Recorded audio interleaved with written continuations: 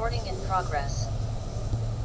Perdebatan mengenai unlimited atonement dengan limited atonement yang telah memenuhi ruang publik secara khusus di media YouTube, secara khusus menunjukkan bahwa kita masih memaksakan klaim-klaim absolutisme kita.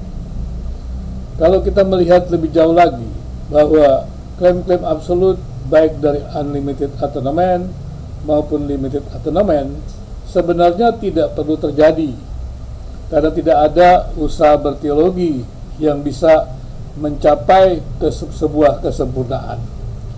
Namanya juga berteologi, berarti menggunakan metodologi ilmiah, metode berteologi, dan kemudian di sana terdapat keterbatasan data. Kalau kita melihat lebih jauh lagi kepada Alkitab, sebenarnya Alkitab juga menjelaskan bahwa tidak semua rahasia tentang Allah itu dibukakan di dalam Alkitab. Kitab Yohanes sudah menjelaskan, walaupun dikatakan itu cukup untuk orang percaya mengerti mengenai keselamatan, mengenai Kristus. Tapi tidak berarti orang-orang yang membaca Alkitab itu, para teolog tersebut bisa mengklaim bahwa pengetahuan yang didapatkannya itu adalah absolut. Memang pengetahuannya benar, sebatas ruang lingkup penelitian atau sebatas data yang dikumpulkan. Jadi dikatakan sebuah penelitian Alkitab, penelitian ilmiah itu benar karena memang data-data yang dikumpulkan adalah data-data yang dapat dipertanggungjawabkan.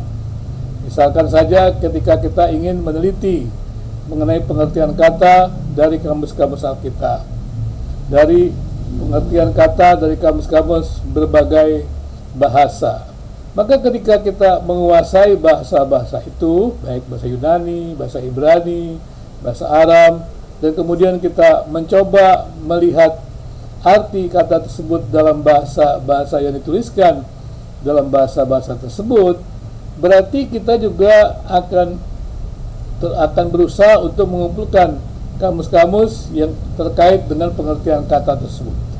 Jadi keterbatasan kita akan membuat kita tidak mampu mengumpulkan seluruh pengetahuan tentang pengertian kata-kata itu.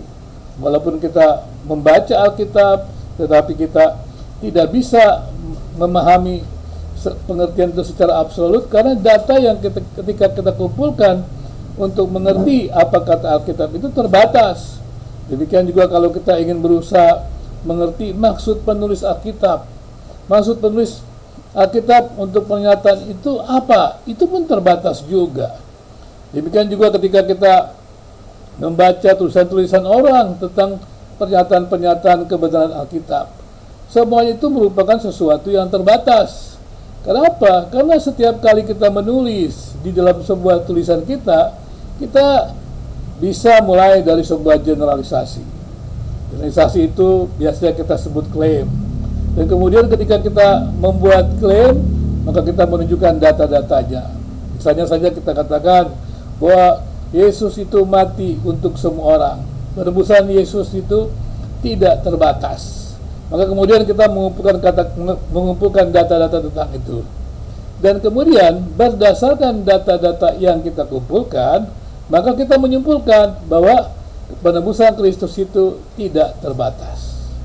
Kemudian yang lain lagi mengatakan penebusan Kristus itu terbatas. Mulai mengartikan kata dunia itu terbatas, yaitu dunia orang percaya misalnya. Ada lagi yang mengatakan dunia itu ya seluruh dunia.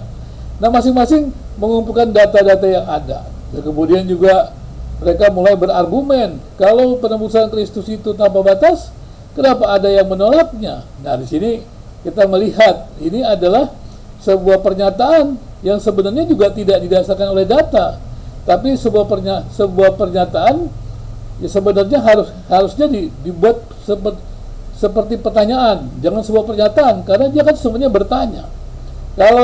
Kalau penebusan Kristus itu tanpa batas, mengapa ada orang yang tidak meresponnya? Seperti itu misalnya. Kemudian kita melihat kalau semua itu berjalan dengan baik dan mereka berusaha untuk berdiskusi dengan baik, mengakui keterbatasannya, kemudian timbul pemikiran-pemikiran yang mulai menyatukan.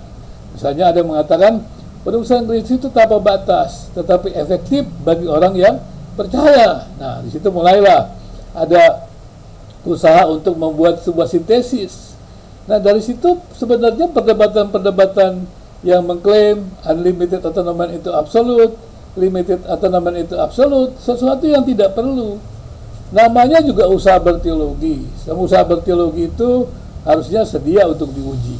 Setiap orang yang berusaha untuk membuat pernyataan-pernyataan teologi, ya harus bersedia diuji. Dan tidak perlu marah kalau kita mengalami atau kita menerima ujian-ujian itu. Bahkan seharusnya ketika orang lain menguji pandangan kita, kita harus bersyukur. Karena berarti kita juga akan mendapatkan data-data baru.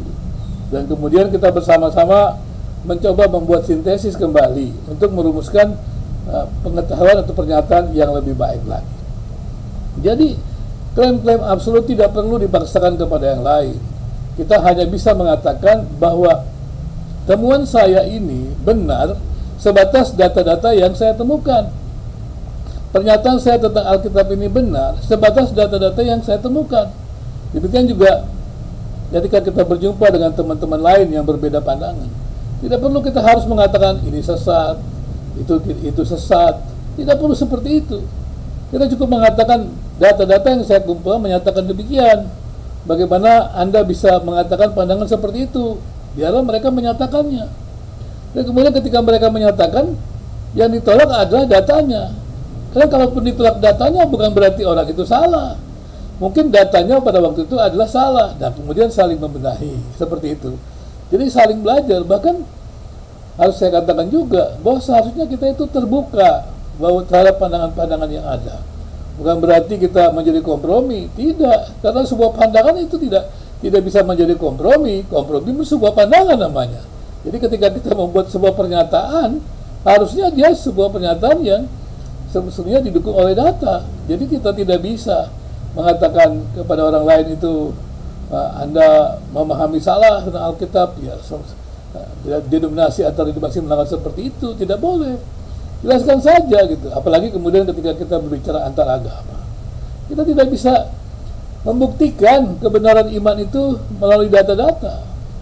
Seperti juga kalau kita misalnya membuktikan mengenai penebusan Kristus yang tanpa batas, kita membuktikan dengan apa? Dan kita mengumumkan data-data Alkitab juga terbatas. Kemudian teman-teman yang mengatakan absolut, limited atonement, membuktikan dengan apa?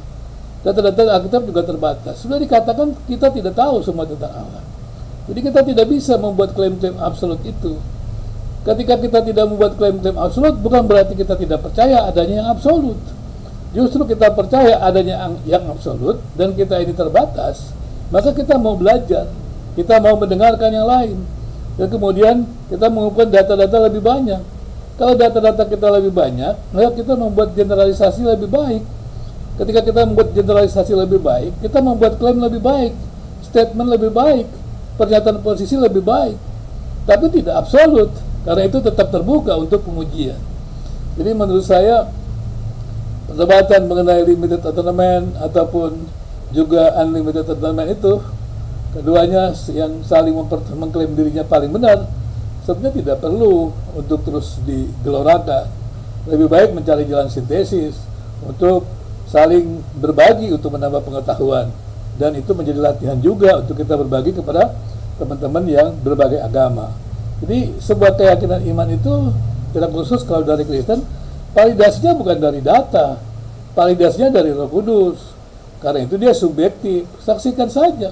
Demikian juga untuk agama-agama, validasinya bukan dari data, validasinya adalah dari keyakinan kepada kehadiran yang Maha Kuasa, kehadiran Kristus, kehadiran Allah.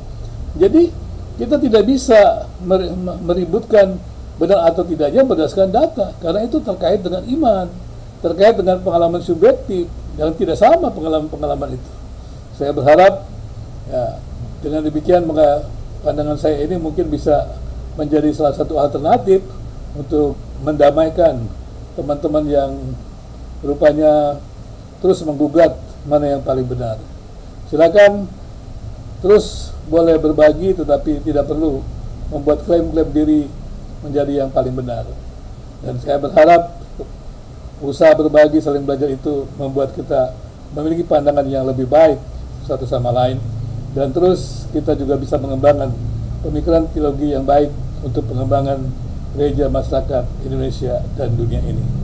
Selamat berkarya, kiranya Tuhan memberkati.